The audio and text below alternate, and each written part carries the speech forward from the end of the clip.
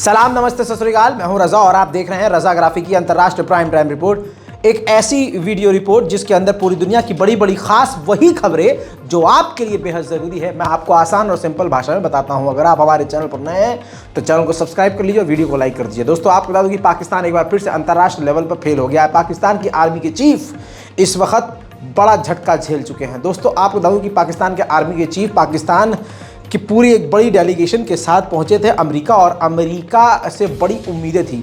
आपको पता है कि पाकिस्तान में तहरीक तालिबान पाकिस्तान यानी टीटीपी का खौफ बढ़ता जा रहा है और तालिबान का सपोर्ट जो है टीटीपी को मिला हुआ है। टीटीपी का प्रकोप पाकिस्तान पर बढ़ता जा रहा है और पाकिस्तान के कई इलाकों में टीटीपी जो है कब्जा करने के मुकाम पर पहुंच चुका है। ऐसे में पाकिस्तान आर्मी चीफ के लिए और पाकिस्तान आर्मी के लिए टीटीपी एक चैलेंज था। तो आपको बता दूं कि ये पहुंच गया वहाँ सजदा करने के लिए, अमेरिका से रिक्वेस्ट करने के लिए। अमेरिका के विदेश मंत्री से लेकर अमेरिका के डिफेंस मिनिस्टर से लेकर बड़े बड़े डेलीगेशन से पाकिस्तान आर्मी चीफ के आसिम मुनीर साहब ने बहुत लंबी चौड़ी मुलाकात करी और उम्मीद की थी कि टीटीपी के खिलाफ पाकिस्तान की मदद करेगा, ग्राउंड पर सैन्य मदद देगा, हथियार देगा पाकिस्तान को। लेकिन आपको बता दूं कि वो खाली झोली लेकर लौटे हैं पाकिस्तान। कुछ भी अमेरिका ने मदद देने से इनकार कर दिया है, यानी कोई भी इंटरेस्ट नहीं दिखाया है, कोई एग्रीमेंट पाकिस्तान के साथ नहीं किया है। बिना कुछ किए टीटीपी को एक बड़ी कामयाबी मिल गई है और एक बार फिर से पाकिस्तान आर्मी की एक बड़ी जो है फेल्यूर सामने आई है।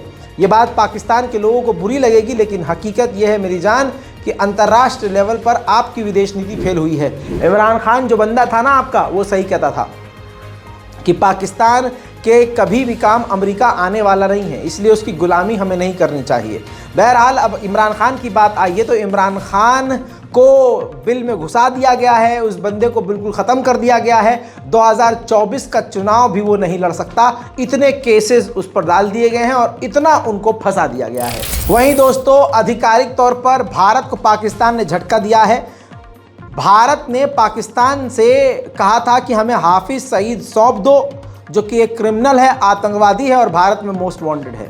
आधिकारिक तौर पर पाकिस्तान ने जवाब दे दिया है और इनकार कर दिया और कह दिया है कि ऐसा हम दोनों के बीच कोई अंतर्राष्ट्रीय एग्रीमेंट नहीं है, कोई ऐसी संधि नहीं है जिसके अंतर्गत ये हमें मानना पड़े कि हम कैदियों की अदला बदली करें या कोई अपराधी हो जिसकी हम अदला बदली करें। ऐसा कोई हमारे बीच में एग्रीमेंट नहीं है। दोस्तों, आण भक्तों ने भारत में एक मिट्टी का शेर पाला है जो कहते थे कि हमने थेल पाला है और इसके लेते हुए तो भी हमारे देश पे धुतपैत नहीं तलतत्ता। मैं दोस्तों आपको बता दूं कि मिज़ोरम के इलाके में म्यांमार के 151 सैनिक फिर से घुसे हैं।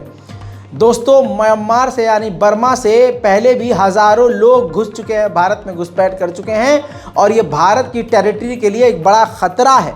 लेकिन क्या करना है दोस्तों, हमने तो थेल पाला है और आएगा तो फलाना ही। मोदी सरकार को एक बड़ा झटका ये लगा कि वीवो कंपनी के 2 बड़े मालिकों को जो गिरफ्तार किया, जिनका ताल्लुक चीन से था, कोर्ट ने उनको रिहा करने का आदेश दे दिया है। मेरे दोस्तों, चाइना के अंदर बहुत उथल पुथल चल रही है, आप उस पर ध्यान नहीं दे रहे हैं, लेकिन यहाँ पर ध्यान दीजिए। चाइना ने अचानक से अपना नया डिफेंस मिनिस्टर बना लिया। डिफेंस मिनिस्टर नया बनाने के अगले ही दिन 9 जनरलों को बर्खास्त कर दिया बिना कोई वजह बताए। कहा जा रहा है कि चाइना की आर्मी और चीन की राजनीति में बड़ा फेरबदल हो रहा है। उधर तालिबान से एक बड़ी खबर, यानी अफगानिस्तान की सरजमीन से बड़ी खबर। तालिबान की सरकार ने यूएन को झटका मार दिया है। जी हाँ, और कह दिया है कि हमारे देश में यूएन के लोगों की ज़रूरत ही नहीं है, यानी मानव अधिकार आयोग की ज़रूरत ही नहीं है। बांग्लादेश की प्रधानमंत्री शेख हसीना का बयान यह है कि मुझे मेरे पद से हटाने के लिए अंतर्राष्ट्रीय लेवल की साजिश हो रही है, और ये कहते हुए अमेरिका को उन्होंने खरी खोटी सुनाई है। कल मैंने आपको बताया और दिखाया था अलग रिपोर्ट में कि रशिया ने अब तक का सबसे बड़ा हमला किया और लगभग तमाम तरह की मिसाइलें यूक्रेन पर दाग दी। यूक्रेन भी भाई साहब कमज़ोर नहीं निकला और यूक्रेन ने भी 24 घंटे के भीतर भीतर रशिया से बदला ले लिया। रूस के बेलग्रोड के इलाके पर ऐसा हमला किया कि व्लादिमीर पुतिन का पलंग तक हिल गया आपको बता दूं कि चारों तरफ तबाही हुई है, 14 लोगों की मौत हो चुकी है और आपको बता दूं कि इससे ज्यादा ही लोग मारे गए होंगे, लेकिन पूरी जानकारी अभी तक नहीं है। बताना चाहूंगा कि घायलों की संख्या अभी कंफर्म नहीं है, लेकिन तबाही के मंजर ये देखिए जो रशिया के अंदर यूक्रेन ने हमला किया।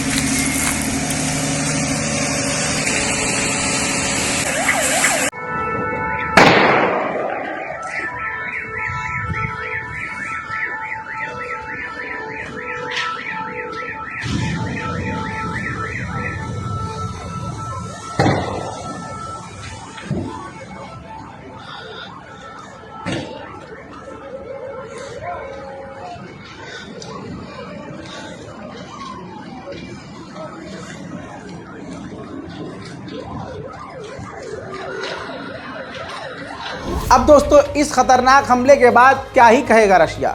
रशिया ने आधिकारिक तौर पर कहा कि इस हमले के पीछे नेटो का हाथ है और नेटो में जो सबसे बड़ा हाथ है वो बर्तानिया यानी ब्रिटेन का है। उधर रशिया ने कहा है कि काउकासस के इलाके में नई जंग छेड़ना चाहता है अमेरिका हमारे खिलाफ। काउकासस का इलाका समझ लीजिए जिसमें आर्मीनिया, अजरबैजान, ईरान और एक दो मुल्क और आते हैं, उस पूरे एरिया को काउकासस कहा जाता है। आपको बता दूं कि उस इलाके में अमेरिका रशिया के खिलाफ माहौल बना रहा है और ख़ासकर आर्मीनिया इस वक्त रूस से बिल्कुल चिढ़ा हुआ है। उधर ख़तरनाक हमले झेलने के बाद रशिया ने झेप मिटाने के लिए फिर से यूक्रेन पर हमला किया है।